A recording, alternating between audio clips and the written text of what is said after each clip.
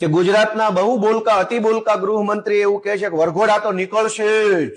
આપણને એમ લાગે કે આ એક જ મહાપુરુષ છે ગુજરાતમાં, બાકી બધાને કઈ ખબર નથી પડતી. મેં આજે વિધાનસભાની અંદર 58 નંબરના ક્રમ ઉપર મારો પ્રશ્ન પૂછ્યો કે ગુજરાતની અંદર રાજકોટ સિટી, રાજકોટ જિલ્લો અને ભાવનગર જિલ્લો, આ ત્રણેય જગ્યાએ કુલ કેટલી એફઆઈઆરો થઈ અને એમાંથી કુલ કેટલી ઘટનામાં આરોપીનો વરઘોડો કાઢવામાં આવ્યો? તો વરઘોડા તો નીકળશે જ કહેનારા કવિશ્રીએ જવાબ આપ્યો મને કે 96,221 એફઆઈઆરો નોંધાય આખા આ રાજકોટ અને ભાવનગરની અંદર.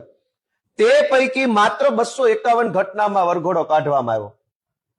તો ગુજરાતના માનની વરઘોડો નીકળશે ફેમ કવિશ્રીને પૂછવા માંગીએ છીએ, કાં નો નીકળ્યો વરઘોડો બધામાં? 96,221 એફઆઈઆર માંથી માત્ર 251 ઘટનામાં જ વરઘોડો કેમ? એનું શું કારણ? આ 251 લોકો ઉપર કેમ એટલી બધી મહેરબાની? બાકીના જે 96,000 લોકો જે છે એનો વરઘોડો કેમ ના કાઢ્યો? કોઈ ભાજપમાંથી ભલામણ આવી? કોઈએ પૈસા દઈ દીધા તમારી પોલીસને? કોઈ ભાજપના નેતાઓના હગા હતા? કોઈ તમારા કઈ હપ્તા આપવા વાળા હતા? એવા તો શું 96,000 લોકો હતા કે જેનો વરઘોડો ના કાઢ્યો? કવિ તો એવું કહેતા હતા કે બધાના વરઘોડા નીકળશે, તમામ A to Z ના નથી નીકળ્યા.